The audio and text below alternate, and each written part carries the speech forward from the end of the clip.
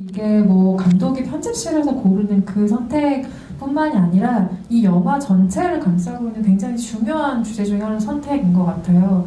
왜냐하면 중간에 그 청경채에 대한 언급들이 나오잖아요. 그래서 저는 그 청경채에 대한 묘사가 되게 인상적이었어요. 왜냐하면 그게 너무 그냥 지금 20대 상황 같아서요. 뭐 옥탑방에서 중국산 미세먼지 먹고 다이소 흙에서 자란 청경채 꽃이 필까? 막 이런 얘기들을 하잖아요. 근데 그게 말을 바꿔보면 이렇게 지금 뭐 환경도 안 좋고 뭐 내가 뿌리 내리고 있는 상황도 좋지 않은데 나도 꽃 필 수 있을까? 나도 무언가 선택할 수 있을까라는 이야기처럼 들렸거든요. 그래서 결국에는 그 청경채에서 꽃이 피고 그게 무슨 색이든 예쁘든 예쁘지 않든 내가 뭔가 선택하는 삶을 살고 싶다는 항변처럼 계속 들렸어요. 그리고 그 이후에도 하늘이 그런 대사라죠. 정체성과 관련된 부분이긴 하지만 근데 부모님께 말씀드리면 안 된다. 비밀로 해달라. 왜냐면 그건 형이 직접 선택해야 되는 부분이다. 이런 얘기를 하잖아요. 그래서 본인의 미래든 정체성이든 연인이든 무엇이든 그 선택하고 싶은 욕망에 대해서 계속 얘기하는 영화라는 생각이 들었어요. 그리고 이게 어쩌면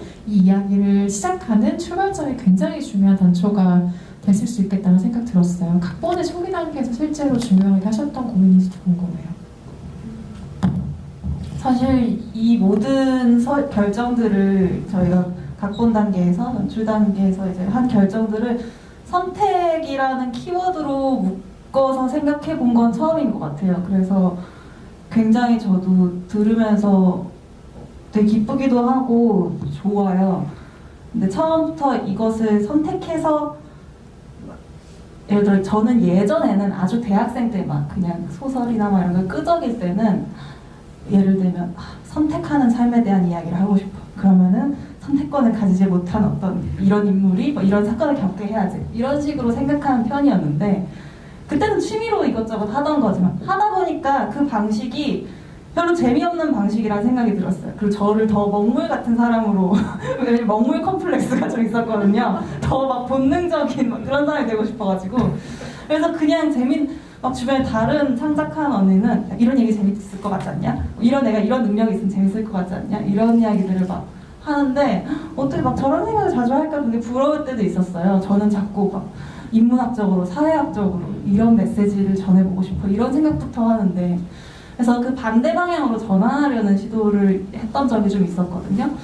이걸 할 때도 이런 인물이 이런 사건을 겪어서 이런 선택을 하면은 공감이 되지 않을까? 재미있지 않을까? 라는 것을 먼저 생각하면서 쓰려고 했지만 결국은 말하고 싶은 소위 메시지? 주제라는 건 그걸 막 딱 명제로 처음부터 정해서 그거를 꿰어 맞추는 방법도 있지만 내 마음속에 어떤 지향 같은 심으로 그것이 있으면 그걸 뭐랄까 마치 다이소 흙처럼 토양으로 가지고 있는 채 어떤 이야기들을 써나가면은 그 안에서 키워드 뭐 단어 하나 뭐 결정 하나를 쓰면서 그것들이 반영되니까 결국 그런 결론으로 최종적으로 도달하게 되는 경우도 있지 않나 싶어요. 제 안에서 어떤 제가 선택한다는 삶, 내가 좀 더 선택할 수 있는 자유 이런 것들에 대한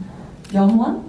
그런 것들에 대한 뭐랄까 희망? 이런 걸 가지고 있다 보니까 그게 반영이 되는 것 같아요. 제가 들으면서 저도 그런 생각이 들었어요. 제가 자꾸 그런 것들을 지향하는 뭔가를 쓰고 있는 것 같네? 라는 생각이 네. 제가 왜 또 그 생각을 했냐면 제가 아까 그 옥탑방 장면을 보면서 20대한테 엽떡이 대체 뭘까 생각을 했다고 했잖아요.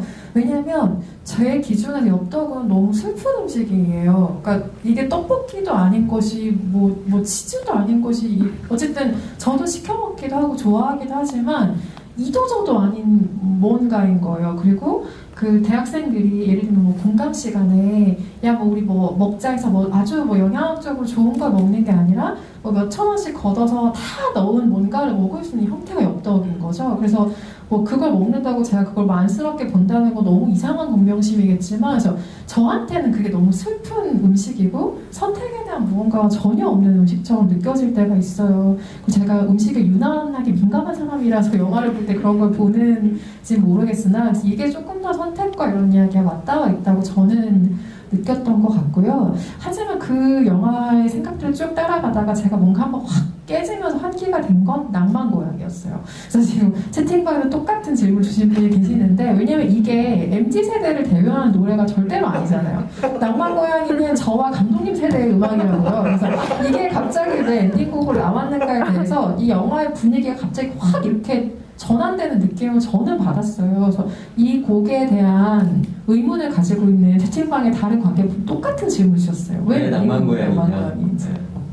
그 엔딩곡을 어떻게 할까 고민을 안 할 수는 없잖아요, 감독으로서. 근데 이제 일단은 하늘이가 전화를 받고 웃는 장면에서 끝난다. 원래 시나리오에는 그보다 조금 더 있었어요. 제가 이렇게 그 이후에 이렇게 자전거를 타고 달리는 하늘이가 있었거든요. 그거는 영웅용 작가님이 써준 게 아니고 제가 아마 고치면서 넣은 버전이었던 것 같아요.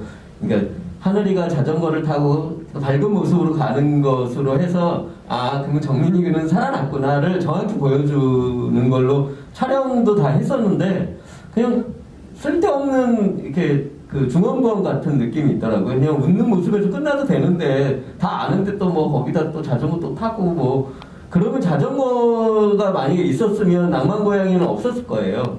왜냐면 자전거 타고 가는데 거기다 낭만고양이를 붙일 수는 없는 그런 거여서, 원래는 이제 자전거하고 어울리는 어떤 곡이 있었는데 그 곡은 이제 자전거와 함께 이제 사라지고 이제 웃는 얼굴에서 이렇게 그 반짝이다가 이제 암전이 되면서 크레딧 올라갈 때 이제 들어오는 노래여야 되니까, 그러면 그냥 웃는 얼굴이 희망이다라는 것, 해피엔딩이다라는 것을 정확히 보여줄 수 있는 노래를 처음에는 만들고 싶어서 이제 음악 감독님한테 얘기했었는데, 뭔가 이제 저도 정확하게 이런 음악이야라고 얘기 못하니까 또 이렇게 작업이 잘 안 됐었고요. 근데 그러다가 어느 날 이제 제가 그 고양이 아리도 나오니까 낭만고양이 어떨까 하고 이제 그냥 붙여놨어요.